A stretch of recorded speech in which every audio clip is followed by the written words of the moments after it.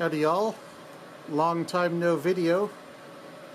Unfortunately this one is not going to be a very good video, and it's going to be mostly geared toward other brother owners. I know there's a few people out there, so I figured pass this along.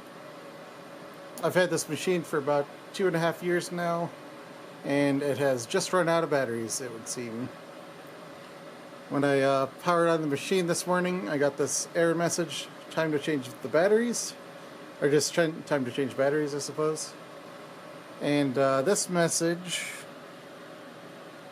you can't get away with the reset. It's a persistent error.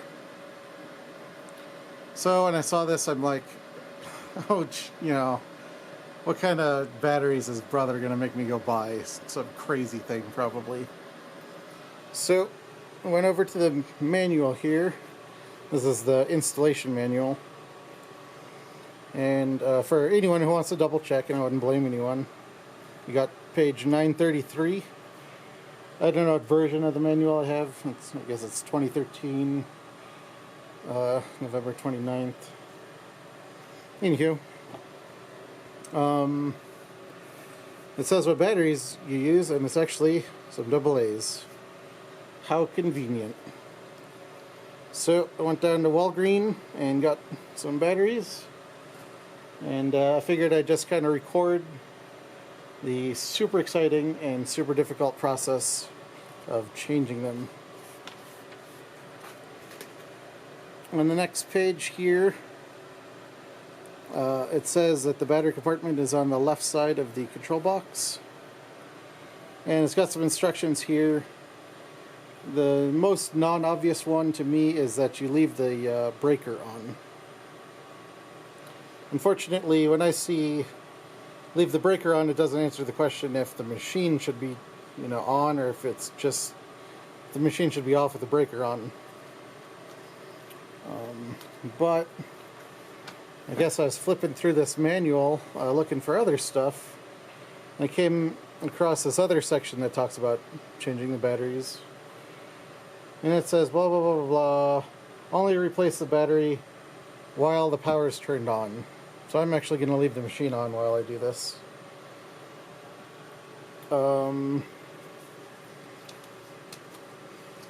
right, I was going to point out that when you stop the machine, this is just a refresher in case anyone forgot or didn't read this or whatever. Should have the tool changer position 1, move the X and Y to the center, and move the Z to the top. I just figured I'd, point the camera at that. So we got at 1, and the machine coordinates, for this particular machine are those right there. And you put the machine in that place so that if the batteries run out completely, it's easier to recover, apparently. So, let's go change it. The only tool you need is, I think the only tool you need is a 4mm Allen. Alright, I forget if I mentioned this, but I'm not going to edit this video, so I'm handheld, so I'm going to walk over there, so I'm going to cover the screen while I do that.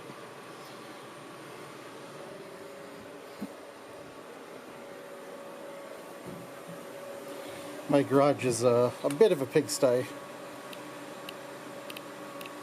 don't want anyone teasing me. Alrighty, so I actually did, I opened this up, just take a look. Mine was a little stuck. It actually says in the manual, grab it by the screw and pull it open here. And inside here, okay, good, it's got the diagram. Positive, negative, positive. Apparently that just comes off completely. Now let's see what happens here. Oh my god, nothing blew up.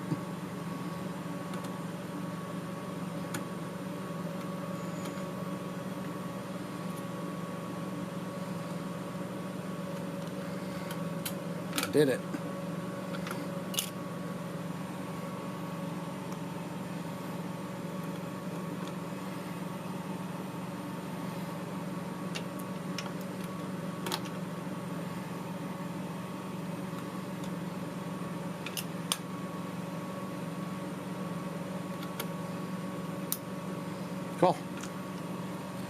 Bingo bango.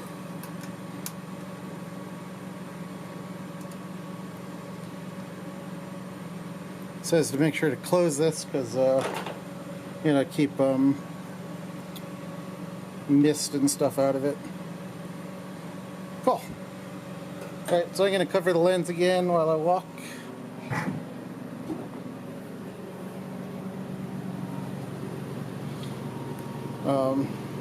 Sorry, the air compressor's going here. Figured I'd throw in a couple other kind of manual reminders and stuff while I was at it. I guess probably the most interesting is that if you have a retina-shop probe, the batteries that go into that are these right here. And they're called half AA's. This particular brand and model seems to be pretty ubiquitous and was the exact brand and model that was in my probe from the factory, or well, from Brother at the very least. But these batteries, when they don't really they don't taper down gradually. They pretty much have a flat power curve until they're dead. So at one point you'll walk over your machine, try to find an edge or something, and your batteries will be dead, and it just simply won't work. So if you're a smart person, unlike me, twice in a row, you'll get these before they're dead. Now my batteries have lasted pretty much exactly 1 year, two sets so far. So thought I'd throw that out there. On this page 311, there's a spindle warm-up procedure, and this is for when not using the machine for long periods. They don't exactly say what a long period is, but I'll get to that in a sec. It's 720 hours, but I'll kind of prove it in a second. So there's spindle speeds here and the times. This is for the 16K spindle. They have the 10 over here. Is a different procedure. And then on well, over in chapter 5 they have the procedure for the 27,000 RPM spindle, which I marked off because it says here that you should do it when the power's been off for 720 hours, 30 days. So, cool. I think that's mostly what I wanted to get in here. Not the most interesting, but I figure I would have liked to have seen this video, so I'll put it up there, and maybe it'll help somebody or whatever. Give people peace of mind at the very least. Alright, see ya.